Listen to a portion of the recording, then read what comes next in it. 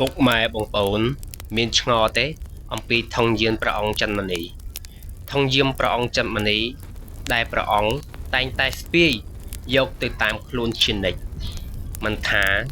ព្រះអង្គទៅដល់ទីកន្លែងណាឬទីជិតទីឆ្ងាយ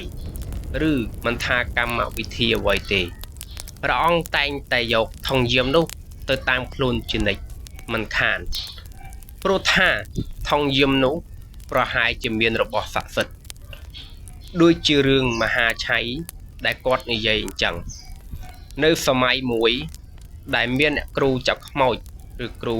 អាគមផ្សេងដែលគាត់តែងតែកាន់ថងយាមហើយគាត់ដាក់របស់បារមីនៅក្នុងនោះមានដូចជាឆ្អឹងឬក៏ស្បែកឬគឺជាអ្វីផ្សេងទៅយើងអត់ដឹងទេនៅថានៅក្នុងថងយាមរបស់ព្រះអង្គចន្ទនេះនោះព្រោះយើងមិនអាចដឹងទេព្រោះថាព្រះអង្គមិនដឹងថាលក្ខអ្វីឬក៏ទុកអ្វីនៅក្នុងទេ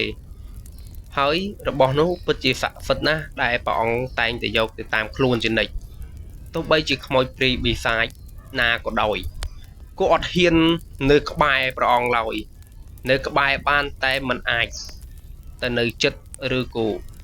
កាន់ប៉ះពាល់ព្រះអង្គបានឡើយព្រោះថាថងយាមព្រះអង្គចន្ទមនីហាក់បីដូចជាមានរបស់ស័ក្តិសិទ្ធិអ្វីមួយដែលអាចបង្ក្រាបពួកព្រាយបិសាចនោះបានអញ្ចឹងហើយពួកនោះអត់ហ៊ាននៅចិត្តក្បែរទេពួកនោះតែងតែមានភ័យខ្លាចប្រៀបបីដូចជាក្តៅក្រហាយរឿងអ្វីមួយអញ្ចឹងព្រោះថាថងយាមព្រះអង្គនោះអស់លោកសាក់មើលថងយាមរហែកតិចទីអស់តែព្រះអង្គនៅកាសាមញ្ញអត់ពិតជាសាមញ្ញអ្នកចេះគេអត់ដែរមាត់ទេខ្លាចតែអ្នកអត់ចេះអ្នកចេះតើខ្លាចតែអ្នកអត់ចេះតើច្រឡំសុំទោសខ្លាចតែអ្នកអត់ចេះតើជឿជាក់ហើយអួតតែខ្លួនឯងចេះនោះឯងព្រះអង្គចិត្តមនីអត់ដែរអួតទេរឿងបារមីរឿងអីនេះហូអស់លោកតើនិយាយថាព្រះអង្គអាយុ100ជាងឬក៏ព្រះអង្គចេះហោះចេះហើរជាដើមទៅតែអ្នកចេះគេអួតទេយើងព្រះអង្គចេះវណ្ណគុំចេះអីមែនតែព្រះអង្គអត់ដែរនិយាយតែខ្លួនឯងចេះទេដូចជាសម័យលោកតាសានតែអី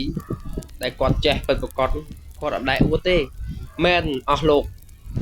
នៅប្រទេសកម្ពុជាយើងមានមែនមន្តអាគមអាបធ្មប់នេះមានមែនតែគេប្រើខ្លះគេប្រើសម្រាប់ផ្លូវល្អ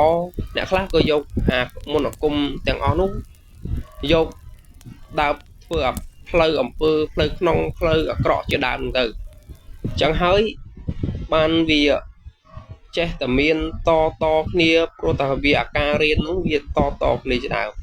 តែព្រះអង្គចន្ទមនីអត់ដឹងទេថាគាត់ចូលព្រៃនេះគាត់ចេះមកពីណាហើយមានគ្រូបារមីហើយចាំតទៅទៀតវីដេអូហ្នឹងអស់លោកជួយតាមដាន